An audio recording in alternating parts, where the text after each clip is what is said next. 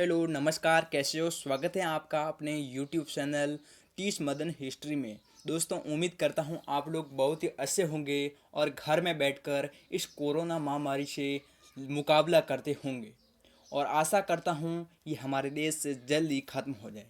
और दोस्तों, आज का हमारा टॉपिक है यूरोप में धर्म सुधार आंदोलन का पार्ट नंबर 2। तो चलिए दोस्तों, आज का टॉपिक स्टार्ट करते हैं एक सुविचार के साथ। किसी अच्छे काम की शुरुआत के लिए कोई भी वक्त बुरा नहीं होता है। अगर कोई भी अच्छा काम करना चाहते हैं तो जो सामने वक्त होता है वो बुरा नहीं होता है। काम अच्छा है तो वक्त क्या बुरा। और हमने धर्म सुधार आंदोलन का पार्ट 1 बना लिया है। अगर वो नहीं देखा है तो डिस्क्रिप्शन और आई बटन में लिंक है, वहाँ से वो देख लीजिए ताकि ये अच्छे से समझ में आ सके। उसमें हमने जाना था धर्म सुधार आंदोलन के बारे में और धर्म सुधार आंदोलन क्यों हुआ उसके कारण जाने थे। और उसका तात्कालिक कारण क्या था? तात्कालिक कारण था जो समापात्र बनवाए गए थे पोप द्वारा। पोप लियो दसम ने ये समापात्र बनाए थे जिसके अनुसार किसी भी दोषी व्यक्ति को, पापी व्यक्ति को अपने पाप से निवृत्त हो सकते हैं। वो समापात्र खरीद कर अपने पापों से मुक्ति पा सकता है। ऐसी उनमें धार्मिक अंधविश्वास लोगों में फैला रहे थे। उसका मार्टिन लूथर ने विरोध किया। विटनबर्ग जो पहुंचा, जो पादरी था टेटजेल, वो विटनबर्ग पहुंचा तो उनका बहुत विरोध किया। किसने किया? मार्टिन लूथर ने उसका बहुत विरोध किया और तभी से धर्म सुधार आंदोलन की क्रांति हो जाती है। और अब हम जानेंगे जो धर्म सुधार आंदोलन हुआ था उनमें प्रमुख सुधारक कौन कौन थे, कौन कौन से सुधारकों ने अपना योगदान दिया उस धर्म सुधार आंदोलन, उस अंधविश्वास को मिटाने में अपना सर्वस्व योगदान दिया। उनके बारे में आज जानेंगे। तो सबसे पहले जॉन वाइक्लिफ का जान लेते हैं। जॉन वाइक्लिफ का जन्म है 1320 में होता है और 1384 में इसकी मृत्यु होती है। जॉन वाइक्लिफ 1320 में जन्म जाता है और 1384 ईस्वी में उसकी मृत्यु हो जाती है। यह है वो ऑक्सफोर्ड विश्वविद्यालय में कार्यरत थे। ऑक्सफोर्ड विश्वविद्यालय है उसमें कार्यरत थे। कौन? John Wycliffe. ईसाई सरस के आडंबरों एवं भ्रष्ट तंत्र की आलोचना करते हुए घोषणा की कि पोप पृथ्वी पर ईश्वर का प्रतिनिधि नहीं है तथा विवेकहीन पादरियों की मजहबी उपदेश निरर्थक हैं। और जॉन वाइक्लिफ, उसका जन्म है 1320 में होता है और मृत्यु 1384 ईस्वी में हो जाती है। और जो जॉन वाइक्लिफ हैं वो ऑक्सफोर्ड विश्वविद्यालय में अपना कार्य करते थे और वो इस व्यवस्था का आलोचना करता था। किस? जो अंधविश्वास फैला हुआ था, ईसाई धर्म में आडंबर था, भ्रष्टाचार था, उसकी आलोचना करता था और कहता था कि ईश्वर हैं वो, जो पोप हैं वो ईश्वर का प्रतिनिधि नहीं है। पोप पादरी ईश्वर का प्रतिनिधि नहीं है और उनको विवेकहीन समझता था, अच्छा ही समझता था। क्रांति लानी तो ऐसे ही लाई जाएगी, अंधविश्वासों के खिलाफ, अंधभक्तों के खिलाफ आवाज़ उठाकर। विवेकहीन पादरियों के मजहबी उपदेश निरर्थक हैं। जो विवेकहीन जो पादरी थे उनके जो उपदेश देते हैं वो ऐसे ही हैं, निरर्थक हैं, सही नहीं है, गलत हैं। प्रत्येक व्यक्ति को संयम मूल बाइबल का अध्ययन करना चाहिए और प्रत्येक व्यक्ति को इनके भरोसे नहीं बैठना चाहिए। ये जो बताते हैं वो सही। संयम को बाइबल का अध्ययन करना चाहिए, तभी पता चलेगा अपने आदर्शों का। और तदनुसार आचरण करना चाहिए, जैसा लिखा है वैसा करना चाहिए, बाइबल में है वैसा। इससे ही धर्म था वहाँ पर धर्म सुधार। उन्होंने कहा कि जन भाषाओं में बाइबल का अनुवाद करना चाहिए और जो बाइबल है उसका सभी भाषाओं में, जो सामान्य भाषाएं हैं उनमें उसका अनुवाद करना चाहिए ताकि सामान्य जन है वो आसानी से उसको पढ़ सके और उनके आदर्शों को अपना सके। चर्च के पास पड़ी अपार धन संपदा पर राज्य को अधिकार कर लेने की वकालत की। और जो चरस था उसके पास बहुत सारी धन संपदा थी जो जनता से लूटी थी, उनको लूटने का उन्होंने और राज्य पर को अधिकार कर लेने की वकालत की। जो चर्च के पास बहुत सारी धन संपदा थी उसको लूट कर सभी राज्य को ले लेना चाहिए और राज्य को निर्धनों में बांट देना चाहिए। जॉन वाइक्लिफ के प्रगतिवादी विचारों को परंपरावादी सहन नहीं कर पाए, उसे पदच्युत कर दिया गया और कॉलेज से निकाल दिया गया और पाखंडी घोषित कर दिया गया। जो विश्वविद्यालय था उससे उसको निकाल दिया गया। किसको? जॉन वैक्लिफ को। क्यों? ये ऐसे ईसाई के विरुद्ध और अंधभक्तों के विरुद्ध ये कार्यक्रम उठा रहा था, इसीलिए उसको धर्म विरोधी पाखंडी घोषित कर दिया गया। उसके विचारों ने जनता पर छाप छोड़ी, बहुत सारे विचारों ने जनता है उन पर छाप छोड़ी। The morning star of reformation कहलाया, और उसे क्या कहा जाता है? The morning star of reformation. उसके अनुयायी लोलार्ड्स कहलाए, जो मतलब उनके विचारों की छाप छोड़ी, उसे the morning star of reformation कहा जाता है। और उसके उन्हें अनुयायी हैं, जो चेले हैं, उसको लोलार्ड्स कहते हैं। किसके? जॉन वैक्लिफ के। जॉन हंस के बारे में जानते हैं। जॉन हंस का जन्म है 1369 ईस्वी में होता है। 1369 ईस्वी में जॉन हंस का जन्म होता है और 1415 ईस्वी में उसकी मृत्यु हो जाती है। किसकी? जॉन हंस का जन्म 1469 ईस्वी में होता है और 1369 ईस्वी में होता है और 1415 ईस्वी में उनकी मृत्यु हो जाती है। और जॉन हंस है वो बोहेमिया नगर का निवासी था। यूरोप में बोहेमिया नगर है, वहाँ का वो निवासी था और वैक्लिफ के विचारों से प्रभावित था। और जॉन वैक्लिफ था, उसके विचारों से वह प्रभावित था। कौन? जॉन हंस। प्राग विश्वविद्यालय में प्रोफेसर था। और जॉन हंस हैं वो किस विश्वविद्यालय में प्रोफेसर था? तो वो था प्राग विश्वविद्यालय में प्रोफेसर था। और जो जॉन वैक्लिफ था वो ऑक्सफोर्ड विश्वविद्यालय में कार्यरत था और ये वहाँ का प्रोफेसर था। थोड़ी नाम में दिक्कत आई। उसका विचार था कि एक सामान्य ईसाई को बाइबल के अध्ययन से मुक्ति मिलती है। और जॉन हंस ये साथ कहता था कि जो भी सामान्य मनुष्य हैं उनको ईसाई का पवित्र ग्रंथ है बाइबल, उसके अध्ययन करने से उसको मुक्ति मिलती है और इसके लिए चर्च जाने की आवश्यकता नहीं है, मंदिर जाने की आवश्यकता नहीं है। उसने पोप के आदेशों को न मानने का आह्वान किया। जॉन हंस ने भी पोप के आदेश हैं उनको न मानने का आह्वान किया सभी जनता से। जॉन हंस को सरस और धर्म की निंदा करने वाला तथा नास्तिक घोषित कर जिंदा जलवा दिया।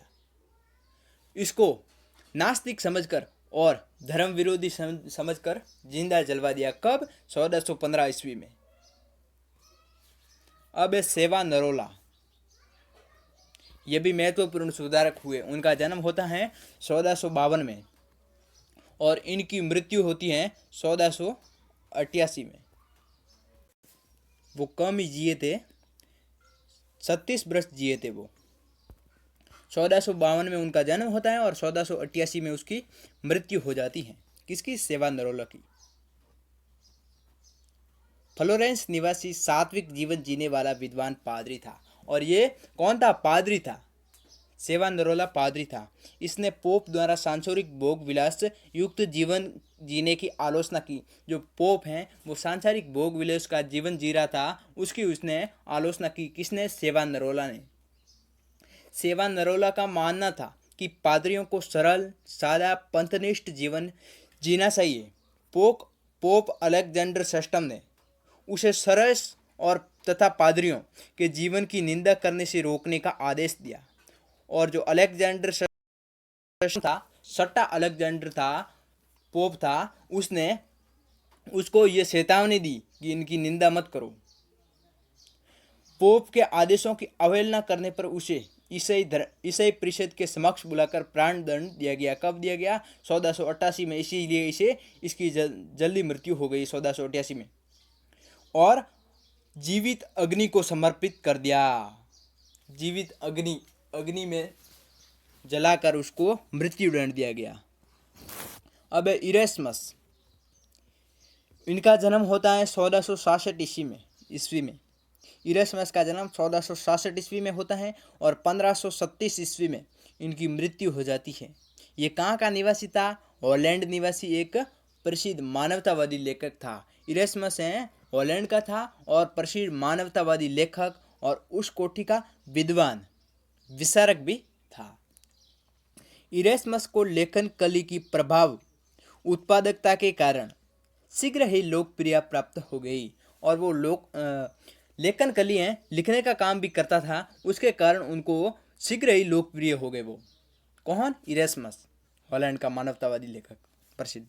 उसने 1511 में मूर्खता की प्रशंसा द प्रेज ऑफ फॉली नामक पुस्तक लिखी। ये बहुत इंपॉर्टेंट है। मूर्खता की प्रशंसा द प्रेज ऑफ फॉली नामक पुस्तक किसने लिखी और कब लिखी? ये है 1511 में इरasmus ने लिखी। द प्रेज ऑफ फॉली, मूर्खता की प्रशंसा नामक पुस्तक लिखी। इस पुस्तक में उसने व्यंग्यपूर्ण शैली में पादरियों की अज्ञानता एवं उनके पाखंडों की कटु आलोचना की। और इस पुस्तक में जो अज्ञान पादरी थे उनकी पाखंडों, उनके जो पाखंड कार्य करते थे उनकी आलोचना की। किसने? इरasmus ने। 1516 ईस्वी में उसने न्यू टेस्टामेंट का नवीन संस्करण कर प्रकाशित कराया। और जो ईसाई धर्म का न्यू टेस्टामेंट है उसका नवीन संस्करण प्रकाशित करवाया। किसने? इरasmus ने। जिसमें ईसाईयत के मूल सिद्धांतों की सात्विक व्याख्या की। द प्रेज ऑफ फॉली के बारे में कहा जाता है कि लूथर के क्रोध की अपेक्षा इरasmus के उपासकों ने पोप को अधिक कहानी पहुंचाई। जो लूथर की अपेक्षा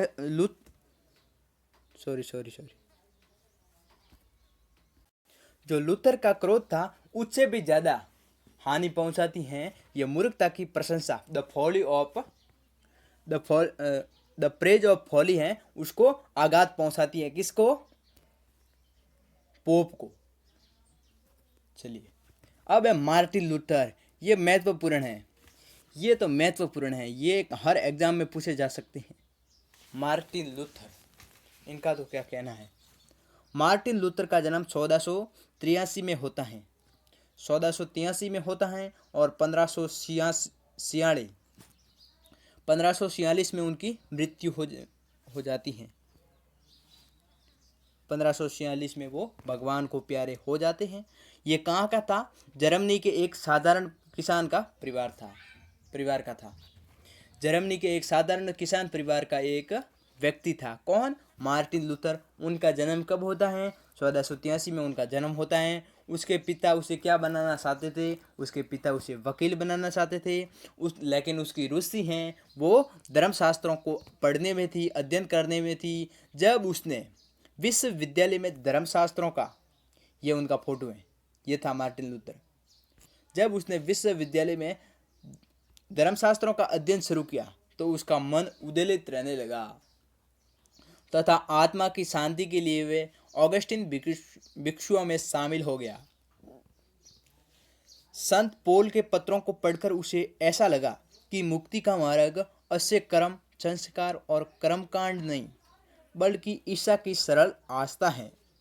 और जो एक संत पौल था उसके पत्रों को वो पढ़ता रहता था और उसको पढ़कर उनको ऐसा अनुभव हुआ कि मुक्ति का मार्ग है वो अश्य कर्म करने से नहीं, संस्कार से नहीं, कर्मकांड से नहीं बल्कि ईश्वर में आस्था रखने से प्राप्त होता है। दूसरे शब्दों में ईसा मसीह में अटूट विश्वास के द्वारा मनुष्य मुक्ति प्राप्त कर सकता है। वही जब वह विटेनबर्ग में धर्मशास्त्र का प्रोफेसर नियुक्त हुआ। और कहाँ पर? जर्मनी के विटेनबर्ग में वह किसका? धर्मशास्त्र का प्रोफेसर नियुक्त हुआ तो उसे और अध्ययन करने का मौका मिला। किसको? मार्टिन लूथर को। उसका विश्वास और भी अधिक बढ़ गया कि केवल आस्था और विश्वास से मुक्ति मिल सकती है। जो इनका ये विश्वास था कि आस्था और ईश्वर में आस्था रखना, इससे आपने मुक्ति मिल सकती है, ये विश्वास और भी कठोर होता गया। उसने कब? जब वो विटेनबर्ग में धर्मशास्त्रों का प्रोफेसर बना तब उसने अनुभव किया कि पूजा, प्रायश्चित, प्रार्थना, आध्यात्मिक ध्यान और क्षमा प्रदान पात्रों की खरीद कर पाप से मुक्ति नहीं मिल सकती है। अपनी धार्मिक शंकाओं के निवारण के लिए 1511 में वह रोम गया। कौन? मार्टिन लूथर हैं, वो रोम गया। कब? 1511 में रोम गया। और क्या सोचकर गया कि जो क्षमा पात्र हैं उनको खरीदने से पापों की क्या मुक्ति हो सकती है, क्या मोक्ष की कोई प्राप्ति हो सकती है। यही विचार लेके 1511 में वह रोम चला जाता है। रोम में पोप की वैभवशाली, पतित, निरंकुश और स्वेच्छाचारी जीवन शैली को देखकर वह अत्यंत क्षुब्ध व निराश हो गया। जब वो रोम में गया तो जो पोप के जो पत्र हैं वो बिक रहे थे, ऐसे ही खुले बाजार में निरंकुश स्वेच्छाचारी हो रहा था, जनता पर अत्याचार होता था। अब उसके मस्तिष्क में विद्रोही की चिंगारी जल चुकी थी। अब उसको ये बात नहीं भाई, और ये अब सोचने लगा कि अब इसको उखाड़ के रहूंगा और नए जीवन की शुरुआत करूंगा, सभी को समान अधिकार दिलवाऊंगा। ये उनमें चिंगारी लग गई थी। 1517 में उसे समापात्रों की बिक्री करता हुआ पोप लियो दसम का अधिकृत प्रतिनिधि टेटजल कहाँ पर मिला? विटेनबर्ग में मिला। कब मिला? 1511 में। जो पोप लियो दसम का टेटजल पादरी था वो प्रतिनिधि विटेनबर्ग में मिला। इस कार्य को देखकर वह अत्यंत व्यथित हुआ। उसने समापात्रों के विरोध में अपनी शंकाएं एवं आलोचनाएं कुछ प्रतिष्ठानों के रूप में लैटिन भाषा में शब्दांकित की हैं और उन्हें 95 थीसिस यानी 95 प्रतिस्थापनाएं के नाम में से विटेनबर्ग के कैंसल चर्च के प्रवेश द्वार पर लटका दिया।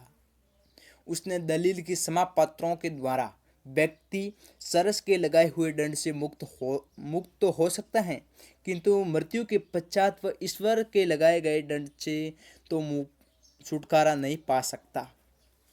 अब उसने क्या किया, जब ये ऐसी बिक्री हो रही थी तो उन्होंने रोम का प्रवेश द्वार था वहाँ पर हैं ऐसा एक लिखकर चिपका दिया, पोस्टर लगवा दिया कि इन क्षमा पात्रों को खरीद कर कोई भी व्यक्ति पापों से तो मुक्ति पा सकता है, लेकिन उनको इस मृत्यु के पश्चात जब ईश्वर के पास जाएंगे तो जब ईश्वर इनको दंड देगा तो उनसे कौन बचाएगा। ये लगवा दिया।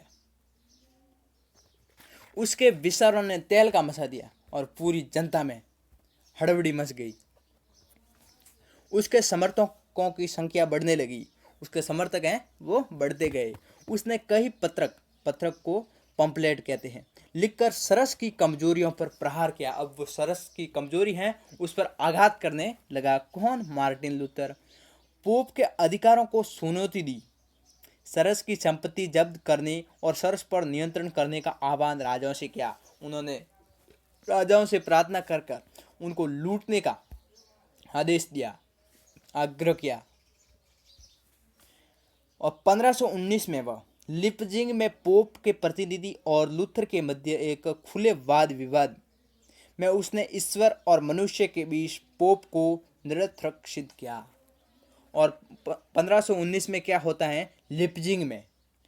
कब? 1519 में लिपजिंग में। कहाँ पर? लिपजिंग में। पोप के प्रतिनिधि जो पोप लियो दसम था उसका प्रतिनिधि और लूथर के बीच खुले में वाद विवाद होता है। तभी मार्टिन लूथर कहता है कि ईश्वर और मनुष्य में पोप हैं वो निरर्थक हैं। ईश्वर और मनुष्य में साधना करने के लिए पोप की कोई आवश्यकता नहीं है। उसने सरस की कमजोरियों पर प्रहार किया, पोप के अधिकारों को भी चुनौती दी। अपने विचारों का जनता तक पहुंचाने के लिए उसने 3 पत्रक यानी पंपलेट प्रकाशित किए और जो अपने विचार थे वो जनता तक कैसे पहुंचाए उनके लिए उन्होंने 3 पत्रक प्रकाशित किए। पहला पत्रक था, 3 समाचार पत्र थे। जर्मन सामंत वर्ग का संबोधन, ये पहला उनका था। इस पत्र में लूथर ने कहा कि ईसाई अधिकारी वर्ग में कुछ भी विशेष नहीं है, तुरंत उनके विशेष अधिकार समाप्त होने चाहिए। ऐसा क्या है? कुछ नहीं है। जो ईसाई समाज है उसमें ऐसा कुछ नहीं है, इसीलिए उनके अधिकारों को समाप्त कर देना चाहिए और सभी को समान अवसर मिलना चाहिए। उनमें अकेलों में ऐसा क्या है और दूसरों में ऐसा क्या है जो उनको इतने अधिकार मिलते हैं और जो सामान्य जनता है उनको बिल्कुल अधिकार नहीं मिलता है। उनका कड़ा प्रहार किया किसने? मार्टिन लूथर में। ये किस में किया? जर्मन सामंत वर्ग को संबोधन नामक पत्र में। उसने सरस की अपार संपत्ति का अधिग्रहण करते हुए जर्मन शासकों को विदेशी प्रभुत्व से मुक्त होने के लिए कहा और उन्होंने कहा कि इन जो विदेशी हैं उनके अधीन हम नहीं रहेंगे। उसका दूसरा पत्र था ईश्वर के सरस की बेबीलोनियाई कैद। इस पत्र के द्वारा उसने पोप और उसकी व्यवस्था पर प्रहार किया। तो तीसरा है ईसाई व्यक्ति की मुक्ति। इसमें उसने व्यक्ति के अपने सिद्धांतों का उल्लेख किया। इसी समय उसने बाइबल का जर्मन भाषा में अनुवाद भी किया। ये 3 पत्रक थे, बहुत ही इम्पोर्टेंट पत्रक हैं, ये आप याद कर लीजिएगा, आ सकते हैं। बहुत ही इम्पोर्टेंट ये पत्रक हैं मार्टिन लूथर के। पोप ने 1520 में लूथर को 2 माह में अपने प्रकाशित विचारों को रोकने व पूर्णतः खंडन करने का आदेश दिया तथा कहा कि अन्यथा उसे पंथद्रोही घोषित कर दिया जाएगा। और जो पोप था उसने 1520 में क्या किया, लूथर हैं उसको 2 माह में चेतावनी दी कि जो भी उनके विचार हैं उनको वो वापस पकड़े, जो विद्रोह हो रहे हैं उनको वापस दबाए, अन्यथा ये नहीं किया तो उनको पंथ यानी धर्म विरोधी घोषित कर दिया जाएगा। पोप के इस आदेश का लूथर ने सार्वजनिक सभा में दहन किया, नकार दिया। पोप के द्वारा उसे धर्म से बहिष्कृत कर दिया और पोप ने इसको धर्म से बहिष्कृत कर दिया। उसकी हत्या हेतु ईसाई जनता को प्रोत्साहित किया और मार्टिन लूथर की हत्या के लिए जनता को प्रेरित किया। ईसाई जनता थी, उनको प्रेरित किया। किंतु अनेक पोप विरोधी राजाओं ने लूथर की सहायता की। बहुत सारे पोप के विरोधी थे, उन्होंने किसकी सहायता की? लूथर की, मार्टिन लूथर की। अब 1521 में क्या होता है? 1521 की वर्म्स की सभा में पूर्ण लूथर को सरस विरोधी प्रसार बंद करने को कहा गया। कब? 20 में भी कहा गया और 21 में कहा कि वर्म्स की सभा होती है, उसमें पुनः लूथर को जो विचार हैं जो उभर रहे हैं उनको बंद करने के लिए कहा गया। लेकिन लूथर ने स्पष्ट घोषणा की कि वह ऐसा तभी कर सकता है यदि तर्क द्वारा उसके एक भी विचार को धर्म विरुद्ध सिद्ध कर दिया जाए। उसने कहा कि पाप केवल पश्चाताप से नष्ट हो सकता है, जो कि मन का विषय है। सरस के आडंबरों से उसका कोई लेना देना नहीं है। इस समय जर्मनी में सामाजिक एवं धार्मिक खलबली पैदा हो चुकी थी। दक्षिण पूर्वी और मध्य जर्मनी के किसानों ने लूथर के उपदेशों से प्रेरणा लेकर विद्रोह कर दिया और जो दक्षिणी पूर्वी और मध्य जर्मनी के जो किसान थे उन्होंने मार्टिन लूथर के जो विचार थे उनके उपदेशों को प्रेरणा लेकर सरस के विरुद्ध में, पोप के विरुद्ध में आंदोलन शुरू कर दिया। लेकिन 1529 में के बाद आंदोलन के जनवादी और हिंसक चरित्र से घबराकर 1529 में वो आंदोलन वो जनवादी हो जाता है और हिंसक हो जाता है। उसे घबरा कर उसने शासकों से आग्रह किया कि इस विद्रोह का दमन कर दे। वह यह जानता था यदि अशांति बढ़ी तो उसके विचारों के प्रसार का अवरोध हो जाएगा। उसने दिमाग से बड़ा काम किया कि 1529 में जब हिंसा होने लगी और ये पूरा जनता उसमें भाग लेने लगी, तभी उन्होंने ये युद्ध को रोकने का आदेश दिया। किसी ने? मार्टिन लूथर ने। ये इसीलिए किया कि वह ये जानता था कि अगर और युद्ध चला तो हमारे विचारों का दहन होने लगेगा। जनता को मैंने इतना उपदेश दिया है, वो अब इसको नकारने लगेगी, फिर क्या होगा? फिर तो वही होगा, अशांति होगी। तो उसने पहले से ही सोच लिया अभी कुछ दिनों के लिए युद्ध विराम कर दिया जाए, आंदोलन को विराम कर दिया जाए और स्थगित कर दिया कुछ दिनों के लिए, और नेतृत्व उसके हाथ से चला जाएगा। और अगर नहीं किया तो फिर अशांति बढ़ जाएगी और पूरा जो नेतृत्व है वो उसके हाथ से वो निकला जाएगा। इसीलिए उसने जन विरोधी फैसला लिया, जनता के विरोधी फैसला लिया। जनता को ये बहुत सताया, जो इन्होंने स्थगित करवाया, जो जनता को बहुत सताया, जनता के हृदय को, क्योंकि इतने संघर्ष किया फिर भी ये रुकवाया। इसलिए 1526 ईस्वी में स्पीयर की प्रथम पांतिक सभा में धार्मिक मतों का निराकरण करने का असफल प्रयास किया गया। ये कब का है? जो स्थगित युद्ध हुआ था उससे पहला का है। स्थगित युद्ध तो 1529 में होता है और ये कब का है? 1526 में स्पीयर की प्रथम पांतिक धार्मिक जो सभा थी, उसमें धार्मिक मतों का निराकरण करने का असफल प्रयास किसने किया था? मार्टिन लूथर ने, जिसमें जर्मन शासक गण लूथरवाद तथा कैथोलिक समर्थक दलों में विभाजित हो गए थे। 1529 ईस्वी में ही स्पेयर ने और 1529 में भी स्पेयर की वो दूसरी धर्म सभा का आयोजन होता है, किंतु इस सभा ने भी सुधार आंदोलन को मान्यता नहीं दी। इसके विपरीत धर्म सुधार आंदोलन के खिलाफ कई सख्त प्रस्ताव पारित किए गए। 1526 में हुई उसने भी उसको आंदोलन को है मान्यता नहीं दी, और 1529 में जब युद्ध स्थगित रुक जाता है तब भी उसके बाद भी स्पेयर की दूसरा धर्म सभा होती हैं, उसमें भी मान्यता नहीं मिलती है और इसके विपरीत उसके खिलाफ हैं वो कार्रवाई करते हैं।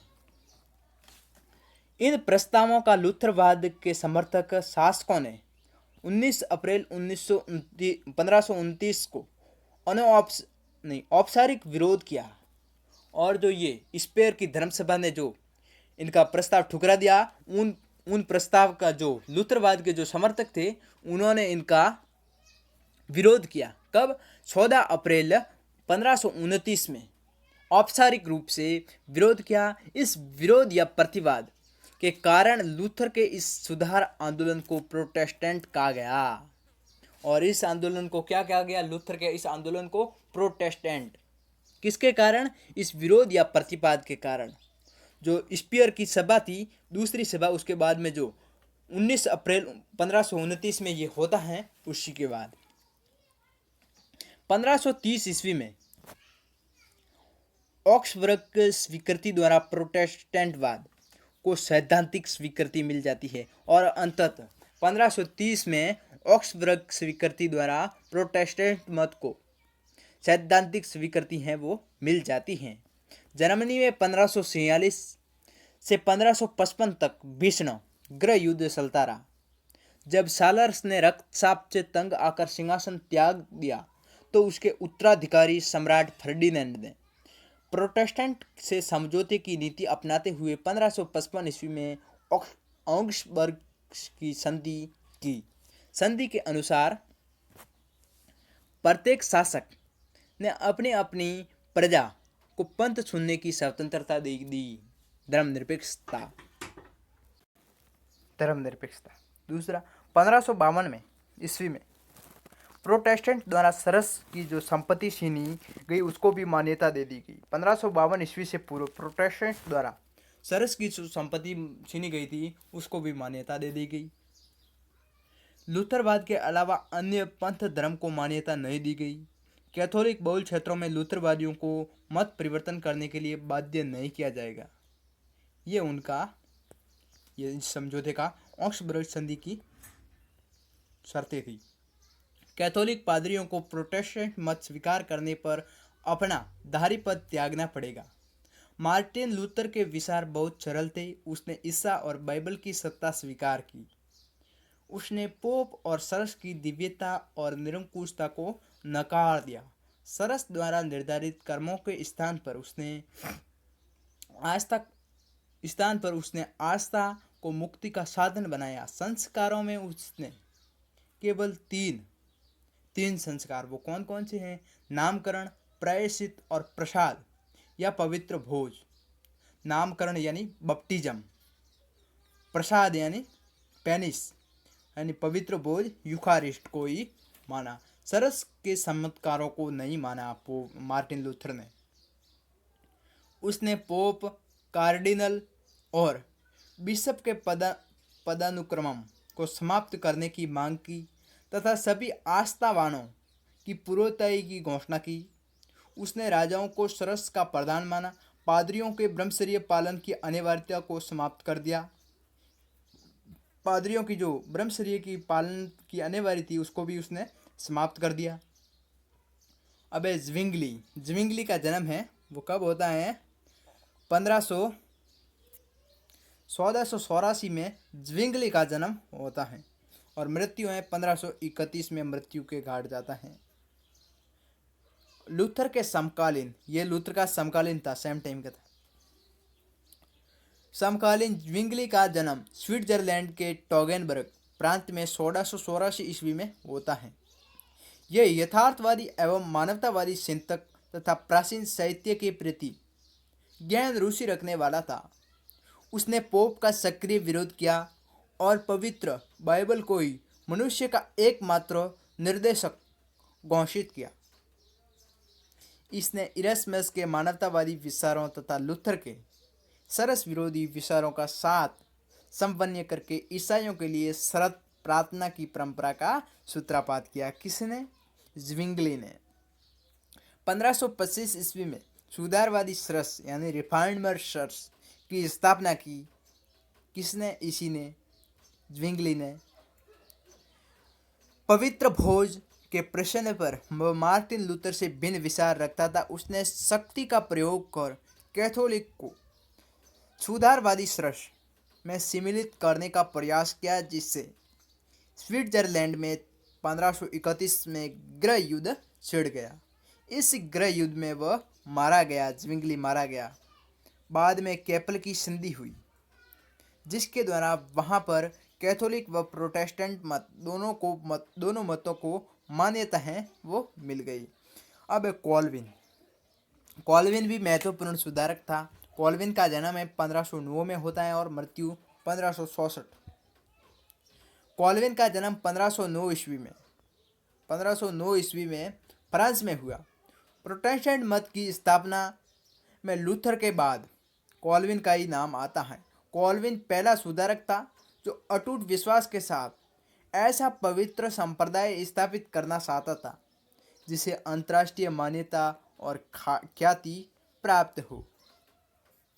कॉल्विन ने पेरिस विश्वविद्यालय में धार्मिक साहित्य का गहरा अध्ययन किया। लूथर के विचारों को पढ़कर 24 वर्ष की उम्र में ही प्रोटेस्टेंट मत को उसने अपना लिया तथा फ्रांस के रोमन कैथोलिक चर्च से उसने संबंध वो तोड़ दिए। फ्रांस के रोमन कैथोलिक चर्च और फ्रांस की सरकार के क्रोध से बचने के लिए वह फ्रांस को छोड़कर स्विट्जरलैंड चला गया। कौन? कॉल्विन। वहीं उसने ईसाइयत की स्थापना है यानी इंस्टीट्यूट ऑफ क्रिश्चियन रिलीजन नामक पुस्तक की रचना की। किसने? कॉल्विन ने। यह धार्मिक पुस्तक के बाद में प्रोटेस्टेंटवाद के इतिहास में सबसे प्रभावशाली ग्रंथ साबित हुई। कॉल्विन के सिद्धांतों के आधार पर ईश्वर की इच्छा है वो सर्वोच्च चेतना है। ईश्वर की इच्छा से सब कुछ होता है। इसीलिए मनुष्य की मुक्ति न कर्म से हो सकती है न आस्था से, वह केवल ईश्वर के अनुग्रह से ही हो सकती है। व्यक्ति का जन्म होते ही यह निश्चित हो जाता है कि उसको मुक्ति मिलेगी या नहीं। इसे ही पूर्व ये तय नीति का सिद्धांत कहते हैं। इसे तो ही नीति का तय सिद्धांत कहते हैं। इस सिद्धांत से घोर भाग्यवादिता बढ़नी चाहिए, लेकिन कॉल्विन ने ठीक इसके विपरीत अपने अनुयायियों में एक नवीन उत्साह और दैविक प्रेरणा का संचार किया। कॉल्विन मत को मानने वालों में व्यापारी वर्ग हैं वो सबसे अधिक था। 1537 ईस्वी में अपनी मृत्यु 1566 ईस्वी तक उसने अपना कार्य क्षेत्र जिनेवा को ही रखा। 1537 से लेकर अपनी मृत्यु 1566 ईस्वी तक उसने अपना कार्य क्षेत्र है वो कहाँ पर रखा? जिनेवा में। उसने इस काल में जिनेवा की धार्मिक संस्थाओं की नहीं बल्कि उसकी शिक्षा एवं स्वास्थ्य व्यवस्था तथा व्यापार का भी संचालन किया। कॉल्विनवाद का प्रसार स्विट्जरलैंड, डच, नीदरलैंड, स्कॉटलैंड और जर्मन पेलीलैंड से हुआ। इंग्लैंड और फ्रांस में भी इसके अनुयायी। ब्रिटेन में, ये बहुत ही इम्पोर्टेंट है, ब्रिटेन में एंग्लिकवाद होता है। ब्रिटेन में धर्म सुधार आंदोलन का नेतृत्व है इंग्लैंड के राजाओं द्वारा किया जाता है। शुरुआत हेनरी अष्टम के द्वारा राष्ट्रीय चर्च की स्थापना से होती है और हेनरी अष्टम है वो राष्ट्रीय सरस की स्थापना के साथ ही उस धर्म सुधार आंदोलन की शुरुआत करता है। हेनरी अपनी पत्नी है वो कैथरीन के साथ विवाह को पोप से अमान्य घोषित करवाना चाहता है, और हेनरी अष्टम है वो अपनी पत्नी कैथरीन का जो विवाह हुआ था उनको पोप के द्वारा अमान्य घोषित करवाना चाहता था। पोप ने हेनरी के लिए ये तो कर सकता था, पोप हेनरी के लिए ये कर सकता था, लेकिन उसे डर था कि कैथरीन के विवाह को अमान्य घोषित करने से उसका भतीजा सामर्स उसका भतीजा है वो सम्राट है, उसका नाम था सालर्स पंचम, वो नाराज हो जाएगा। ये इससे कौन डरता था? सम्राट सालर्स पंचम से पोप डरता था। सम्राट सालर्स पंचम ने से पोप डरता था क्योंकि रोम की सुरक्षा सम्राट सालर्स पंचम की सेना करती थी, और कैथरीन सम्राट सालर्स की बुआ थी, और जो कैथरीन थी वो सम्राट सालर्स की बुआ थी। तो रक्षा करने तो आएगा ही, उनको अमान्य घोषित कर रहे हैं तो अमान्य घोषित करने नहीं देगा कौन? सम्राट सालर्स पंचम। विवाह को अमान्य करने से उसका भतीजा सम्राट सालर्स पंचम नाराज हो जाएगा। सम्राट सालर्स पंचम से पोप डरता था क्योंकि रोम की सुरक्षा, ये देख लिया है। जब हेनरी ने पोप से ये कार्य करने को कहा तो उसने टाल दिया। पोप को कहा तो ये टाल दिया उसने। तब हेनरी ने संसद से एक्ट ऑफ सुपरमेसी पास करवाया, और सव्यम है वो ब्रिटेन के सर्स का सर्वोच्च अधिकारी बन गया। कौन? हेनरी अष्टम। किस लिए? अपनी पत्नी कैथरीन का विवाह अमान्य घोषित करवाने के लिए। इस प्रकार ब्रिटेन ने रोमन सरस से संबंध तोड़ दिए तथा ब्रिटेन के सरस का एंग्लिकन सरस का नाम दिया गया, और जो ब्रिटेन का सरस था उसका क्या नाम दिया गया? Anglican church. और जो फ्रांस का जो संबंध था उसने तोड़ दिया। रोमन का जो ब्रिटेन से संबंध था वो तोड़ दिया। पोप को वार्षिक कर भोजन भेजना बंद कर दिया रोम ने। जो पोप का वार्षिक कर है और भोजन है उसको देना भी बंद कर दिया, भेजना भी बंद कर दिया। हेनरी के उत्तराधिकारी एडवर्ड छठे के शासनकाल में आंग्ल चर्च प्रोटेस्टेंट बन गया। जो उत्तराधिकारी था एडवर्ड छठे के शासनकाल में आंग्ल चर्च है वो प्रोटेस्टेंट बन गया। कैमर ने बुक ऑफ कॉमन प्रेयर नामक पुस्तक प्रकाशित करवाई और प्रसिद्ध 42 सिद्धांतों की घोषणा की। ब्रिटेन का यह धर्म सुधार आंदोलन में एंग्लिकन नाम से प्रसिद्ध हुआ। आई होप ये वीडियो समझ में आ गया होगा। मैं आशा करता हूँ कि वीडियो आपको पसंद आया होगा। लाइक करें, शेयर करें और हमारे चैनल को सब्सक्राइब ज़रूर कीजिएगा। जय हिंद, जय भारत, वंदे मातरम। नेक्स्ट वीडियो में मिलते हैं। धर्म सुधार आंदोलन के परिणाम क्या निकलते हैं उनके बारे में।